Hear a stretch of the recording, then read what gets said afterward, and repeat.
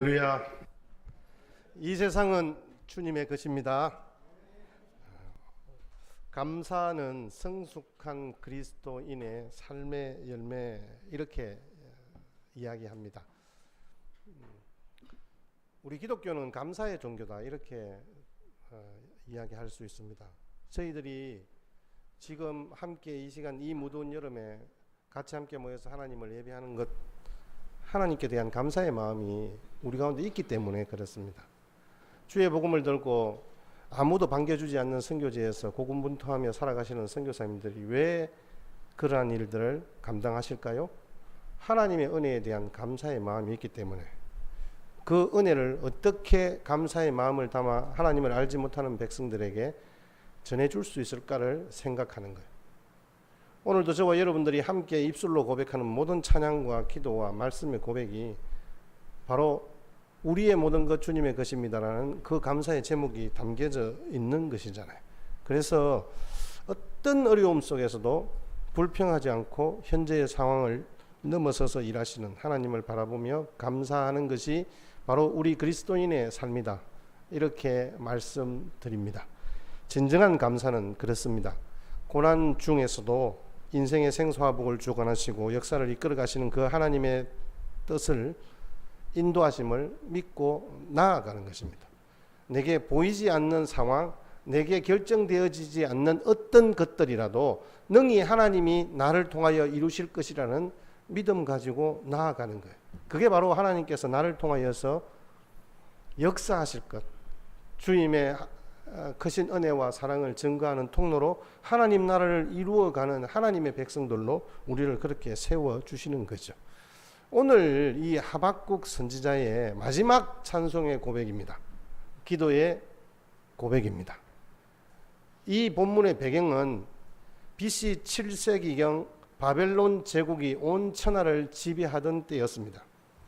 아주 위세를 떨치던 그때 그 시기에 하나님께서 죄악 가운데 신앙도 도덕도 타락한 이 유다 백성들을 징계하시리라 작정하고, 하필이면 왜 그 많은 시대를 넘어서 지금 제일 잔인하다고 이야기하는 이 바벨론 제국의 유다 백성을 넘기려고 하시는지 하박국은 잘 이해가 되지 않는 거예요. 오늘 16절 말씀에 보니까 내가 들었다, 이렇게 이야기하잖아요. 뭘 들었냐? 하나님이 이 바벨론 제국의 손에 유다를 맡기겠다, 이렇게 이야기하는 거예요. 지금 이 상황이 어떤 상황이냐 하면, 조금 더 여러분 비유적으로 이야기하면 지금 대한민국을 다시 한 번 더 일본 손에 넘기겠다, 이렇게 하나님이 저에게 이야기했다 치십시다. 아니, 여러분들에게 이야기했다고 한번 가정해 보십시다. 여러분 마음이 어떻겠어요? 그 일제치하에 있었던 잔인하고 무도한 그 백성들의 그 완악함을 다시 경험하게 되고, 우리나라 뭐 어떤 곳의 자유와 우리에게 누렸던 그 풍요는 전혀 기대할 수 없는 그런 상황이 될 것이다, 이렇게 하나님이 이야기하신다면 우리의 마음이 어떨까요? 이 하박국의 마음이 너무너무 힘든 거예요.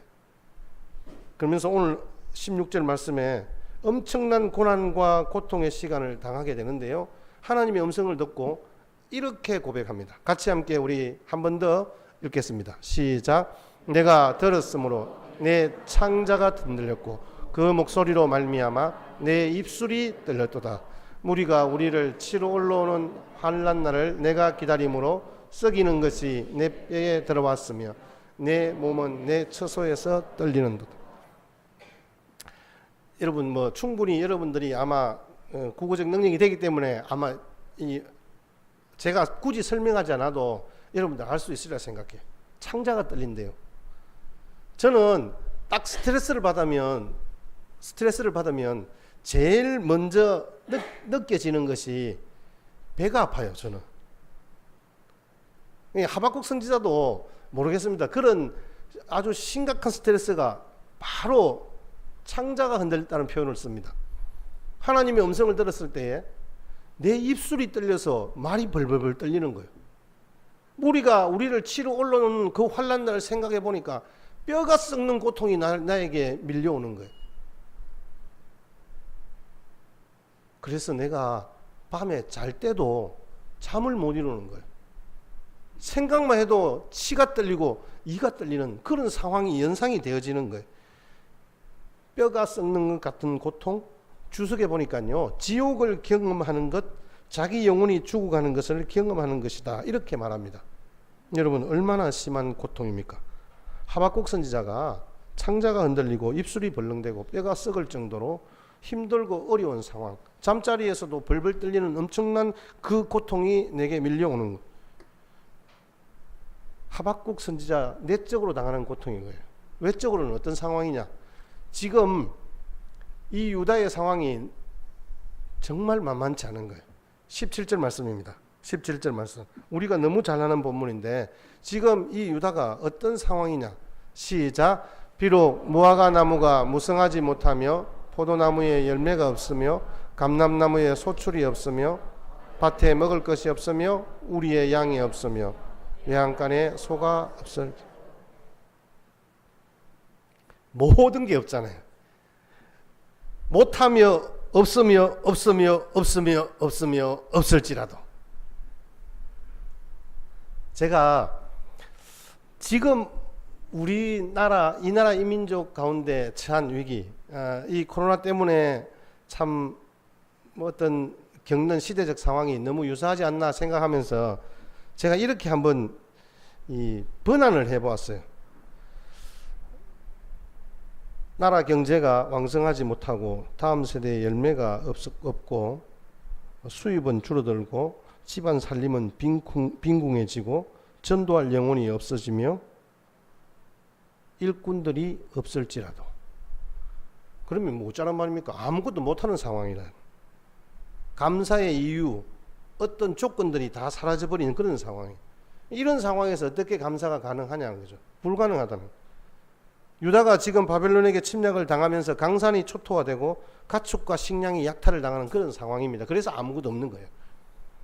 그들이 농사를 안 짓는 건 아니에요. 그런데 소출이 없어요. 그들이 열심히 노력하지만 먹을 것이 없는 거예요. 그들이 나름대로 장래를 기약할 수 있는 외양간에 소가 있어야 되는데 없는 거예요. 하나님 앞에 제사 드릴 재물은 고사하고 먹고 살기에도 입에 풀칠하기에도 힘든 상황이다, 이 말씀입니다. 저와 여러분들에게도 이런 내적인 고통, 우리의 결핍의 고통이 있지 않을까 생각해 봅니다. 오늘이 지나면 내일은 밝아지리라 희망이 있으면요, 지금 오늘의 고통들 능히 견딜 수 있습니다. 힘들지만 견딜 수 있습니다. 갑자기 제가 여러분들에게 북한 이야기를 해서 죄송하지만, 제가 요즘 그 공부하는 선생님이 있다고 했잖아요. 그 선생님 이야기를 들으면서 거기에 나오는 장면 중에 하나가 북한의 지금 현재 상황이 너무너무 힘들고 어려운 상황이래요. 왜 그러냐? 김일성 시대에 지나면서 그 1996년도에 고난의 행군을 발표하면서 우리가 다시 한 번 더 도약할 기회들을 맛보자, 기회들을 준비하자, 이렇게 해서 고난의 행군을 선포했습니다. 근데 북한 주민들이 그때의 그 어려운 상황, 300만 명이 죽어가는 그 상황 속에서도 잘 견뎠단 말이에요. 근데 지금 상황이 어려워서 다시 한 번 더 백두대간의 줄기를 이어받는다 해서 김정은이 고난의 행군을 선포했잖아요. 아무도 안 따라오는 거예요. 이유가 뭐냐? 라고 했었을 때 그것을 분석한 전문가들의 의견에 의하면 그때에는 내일이 있었다는 거예요. 희망이 있었고 이 어려움이 지나면 반드시 우리나라도 회복되고 다시 한 번 더 우리가 통일조국을 이뤄갈 수 있을 것이다, 이런 기대감이 있었던 거예요. 근데 지금은 그게 없는 거예요. 왜냐하면 자기들의 피부에 닿는 것이 아무것도 없는 거예요. 그래서 이 북한에도 젊은이들이 누구도 거기에 대해서 마음으로 동조하는 사람이 아무도 없다는 거예요. 그래서 진짜 위기다는 거죠. 내일이 없으면요, 현재 오늘의 고통은요 배가 되는 거예요. 그게 바로 절망이에요. 하박국이 지금 마찬가지예요. 이 상황이 절망적인 상황인 거예요. 다가오는 환난을 기다리고 있는 그 순간에 환난이 그를 찾아온 것이 어찌 보면 뭔가가 자기가 잘못하고 실수해서 찾아온 것이 아니라 하나님이 와서 하나님께서 그에게 내가 너에게 이야기하는 이거 잘 들으라, 이렇게 이야기를 하시니까 처음에는 하박국이 이거 너무너무 절망적인 거예요. 근데 완전히 분위기가 상황이 역전이 되는. 여기 보니까 그러나 나는 이렇게 이야기해요. 16, 17절에 보니까 내적으로 나는 이런 고통 중에 있고 외적인 결핍이 우리 가운데 이렇게 있는데 이건 도저히 감사의 조건이 되는, 이렇게 이야기하는 거예요. 18절 우리 같이 함께 읽겠습니다. 오늘의 주제의 말씀입니다. 시작. 나는 여호와로 말미암아 즐거워하며 나의 구원의 하나님으로 말미암아 기뻐하리로다. 아멘. 원문상으로 보니까 나는 이게 아니고 그러나 나는 이렇게 이야기하는 거예요. 16절과 17절의 그 절망적인 상황이지만 그러나 나는 여호와로 말미암아 즐거워하며 나의 구원의 하나님으로 말미암아 기뻐하리로다. 마치 깜깜한 터널을 통과할 때 도저히 끝날 것 같지 않았던 그 어둠이 저 멀리에서 빛이 쫙 비춰오는 거예요. 하박국이 지금 그것을 보게 되는 거죠. 하박국의 찬송과 기도의 고백을 우리가 같이 함께 고백하는 그런 은혜의 시간들이 되었으면 좋겠습니다. 우리 같이 한 번 더 같이 한번 큰 소리로 함께 고백하시겠습니다. 시작. 나는 여호와로 말미암아 즐거워하며 나의 구원의 하나님으로 말미암아 기뻐하리라. 아멘. 이 하박국의 즐거움은요, 히브리어로 알라즈라는 단어인데 크게 기뻐하다, 기뻐 날뛰다, 개가를 올리다 이런 뜻이에요. 그리고 하박국의 그 기쁨, 이 기쁨은 종교 의식상의 축제적인 기쁨이에요. 이게 무슨 말입니까? 즐거워하며 기뻐하는데 하박국이 지금 생존권이 박탈될 정도의 그 위기의 상황임에도 불구하고 하나님을 바라보며 기뻐하고 즐거워하는 것이 기뻐 날뛸 정도로 나는 기쁘다는 거예요. 내가 기뻐 날뛸 정도로 춤을 추면서 그렇게 사람들 앞에 설 정도로 나는 기쁘다는 거예요. 이 기뻐한다는 것도 미완료 시제를 사용했습니다. 이 말은 무슨 말이냐면 지금부터 계속해서 기뻐한단 말이에요. 내가 어떤 먹을 것이 생겨서 기쁜 것이 아니라 지금 내 상황이 그래도 어느 정도 풀려서 기쁜 게 아니라 이제부터 나는 나의 구원의 하나님으로 말미암아 기뻐하리로다. 이 하박국 선지자는 현재의 고난에 무너지지 않았습니다. 그보다는 신실하신 하나님의 살아계심을 의지했습니다. 아무것도 남아있지 않는 현실 상황 속에서 지금까지 베푸신 하나님의 은혜를 기억했던 것입니다. 여러분, 고난 중에 감사하는 하나님의 은혜가 있었습니다. 이 하박국 선지자는 이 같은 절망적인 상황에서도 하나님께 감사의 찬송을 드리고 있는 것이죠. 강물은 여러분 낙동강 발원지를 혹시 가보셨습니까? 낙동강 발원지를 가보면요, 우리 그 산에 올라가면 샘물이 뽕뽕뽕뽕 솟듯이 사실은 이렇게 물이 그렇게 크지도 않아요. 진짜 작은 곳에서 샘물이 퐁퐁 솟듯이 거기에서 물이 나오는 거예요. 그게 지금 이 온 땅을 기름진 토양으로 만드는 낙동강이 된 거예요. 여러분, 강물의 근원이 마르면 아무리 큰 강이라 할지라도 그 강 자체도 마르게 될 거예요. 근원이 중요하잖아요. 근원이 마르면 안 됩니다. 우리 기쁨의 근원은 나를 구원하신 하나님이시잖아요. 오늘 말씀 다시 한 번 더 보십시다. 잘 보십시오. 오늘 말씀 18절 여호와로 말미암아 즐거워한다고 했어요. 뭐 때문에 즐거워하냐? 구원의 하나님으로 말미암아 즐거워하는데 기뻐 날뛸 정도로 나는 즐거워한다는 거예요. 구원의 하나님으로. 대면 예배가 어려워지면서 저는 그런 고민을 해보았습니다.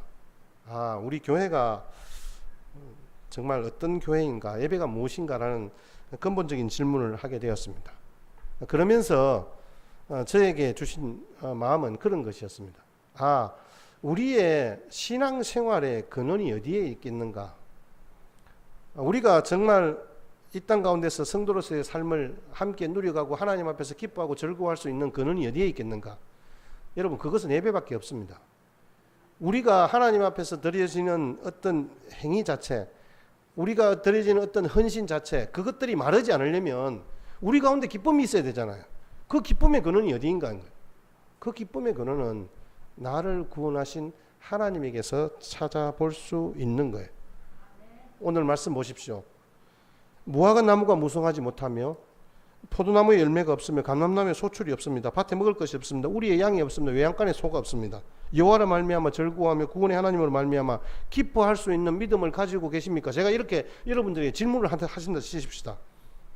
자, 그러면 예, 아멘이라고 우리가 말한다면 이 땅 가운데 세상이 주는 기쁨 때문에 내가 일희일비할 이유가 없는 거예요. 하나님으로 말미암는 기쁨의 샘물은 끊이지 않을 것이잖아요. 그 근원이 바로 나를 구원하신 하나님에 있기 때문에 그렇습니다. 그래서 이 기쁨과 감사가 가능한 이유가 어디에 있는가?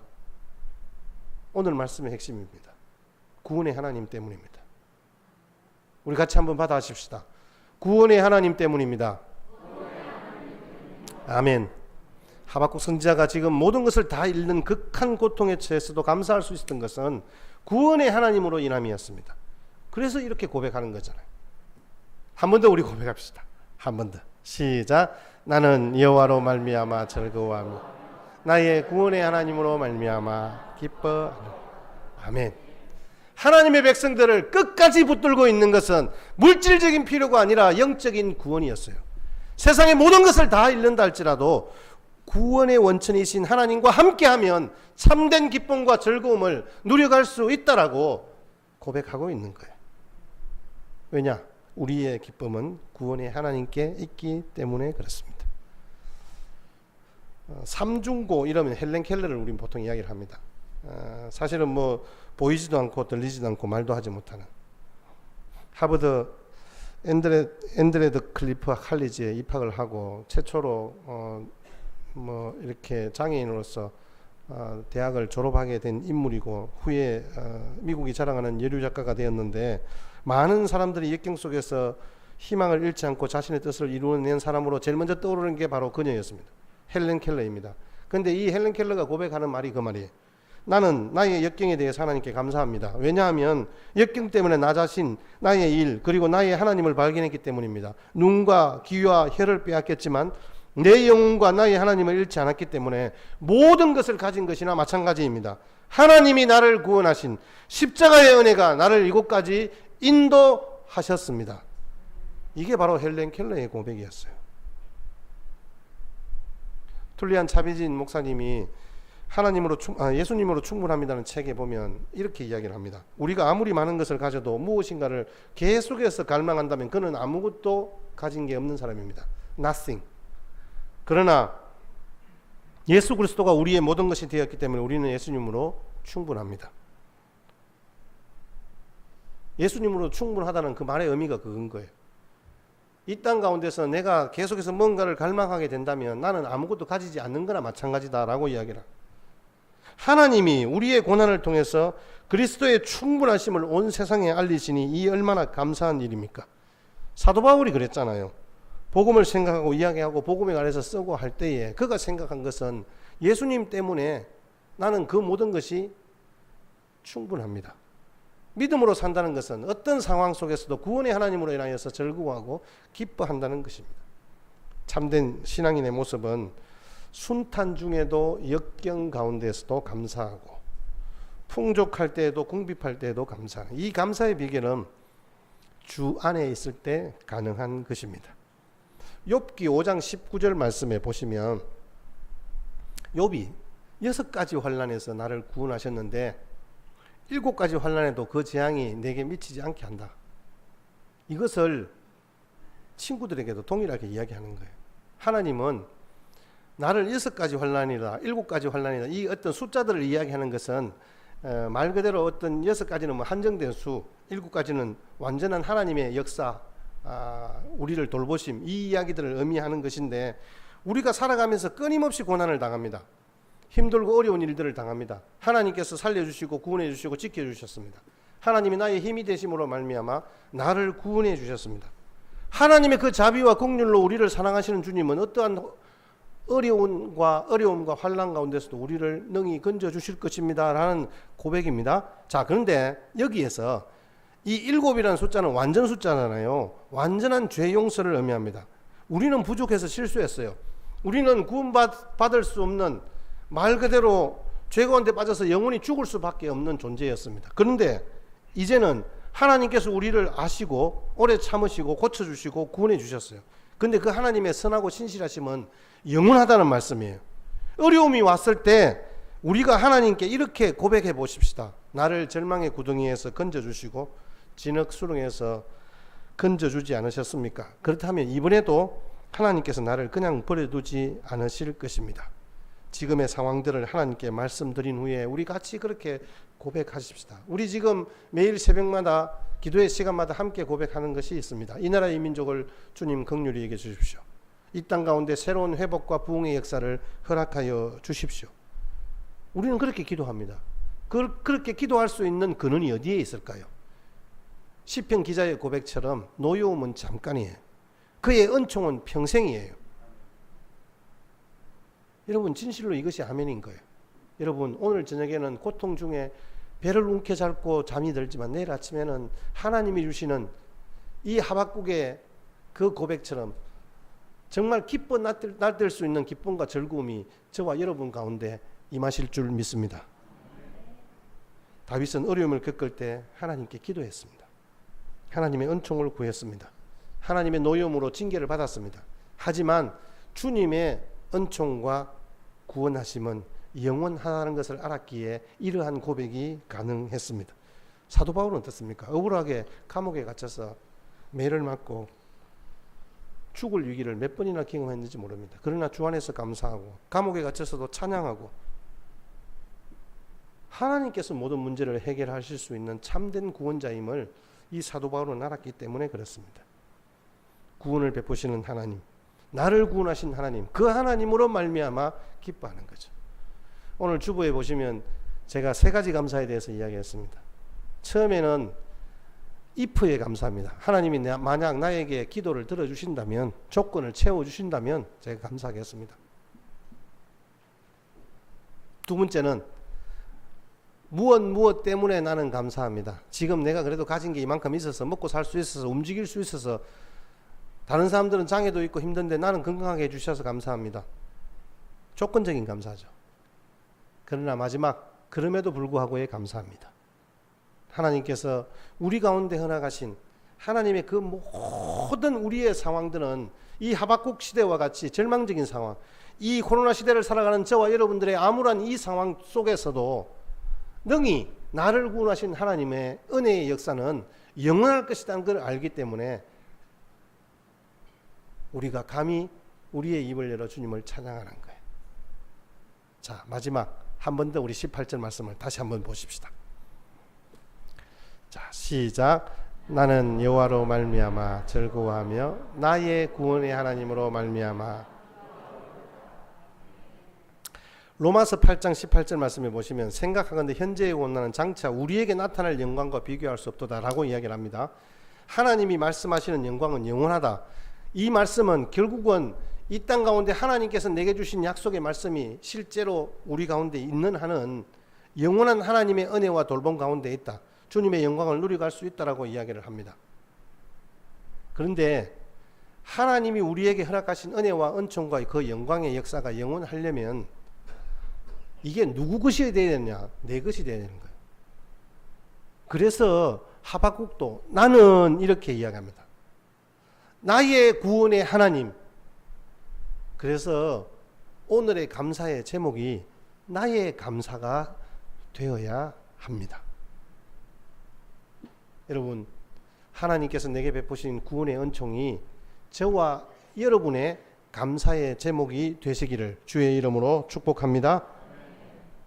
베드로전서 5장 10절 말씀에는 모든 은혜의 하나님 곧 그리스도 안에서 너희를 부르사 자기의 영원한 영광에 들어가게 하시니가 잠깐 고난을 당한 너희를 친히 온전하게 하시며 굳건하게 하시며 강하게 하시며 터를 견고하게 하시리라.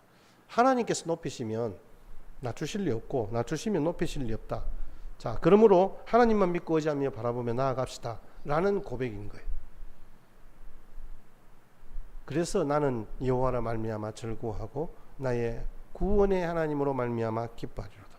많은 사람들이 불평합니다. 이것 때문에 안 돼, 저것 때문에 안 돼. 절망합니다. 힘들고 어려워 못 살겠어. 그만했으면 좋겠어. 그럼에도 불구하고 나는 기뻐하는 거예요. 왜 기뻐하냐? 나에게는 감사가 있기 때문에. 나를 구원하신 나의 구원의 주님이 나와 함께 하시기 때문에 가능한 거예요. 우리 지난번 다니엘 기도회 때 간증자로 나섰던 박상원 선교사님 간증을 여러분 들어보셨잖아요. 28년간 아프리카에서 그리스도의 사랑을 전하는데 처음에는 아무 생각 없이 따라갔다가 선교주의 상황이 너무 암담했습니다. 굶는 날이 허다했고 고통의 생활들이 계속되면서 황달과 말라리아에 걸리고 생사를 넘나들 때 하나님께서 그에게 주시는 음성이 있었습니다. 그가 고백한 내용이 이렇습니다. 잠시 기절했는데 딸아 내가 너를 사랑한다. 내가 너를 아프리카로 불렀다. 이렇게 하나님의 음성이 들려왔습니다. 이 말은 무슨 말이에요? 내가 너를 택하였다. 내가 너를 불렀다라는 거예요. 지금 정말 저는 하나님의 음성이 여러분들에게 들려지기를 원합니다. 그래서 나를 구원하신 하나님의 은혜의 역사들을 우리가 친히 경험하게 되는, 그래서 우리가 진정한 감사가 있다는 것은 어떤 고난 가운데서도 절망하지 않고 은혜를 베푸시는 하나님을 바라보며 넘치는 감사로 나아갈 때 가능한 거예요.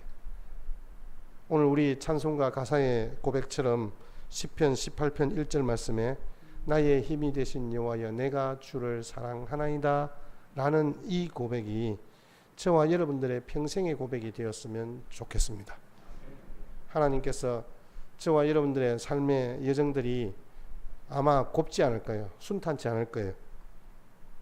우리가 영상을 같이 보겠는데 이 영상은 연탄길이라는 책을 쓴 우리 이철한 작가의